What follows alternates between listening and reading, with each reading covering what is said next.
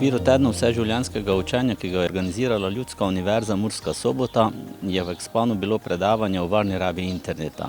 Namenjeno je bilo ranljivim ciljnim skupinam, predvsem so to starejše, izpostavljene so pa bile teme, ki so tako pereče predvsem za njih, to so ranljivost na internetu. Namreč to je tehnologija, ki jo morajo sprejeti, ne morejo se jo več izogibati, v tem so pa nesigurni in tako sem izpostavil tiste največje probleme in tudi rešitve za njih. Seznanili smo jih s klasičnimi prevarami, kot je nigerijska prevara, s problemi nakupovanja na spletu, z anonimnostjo, torej tveganja glede privatnosti in pa s sodobnimi tveganji, ki so tudi v okviru umetne inteligence.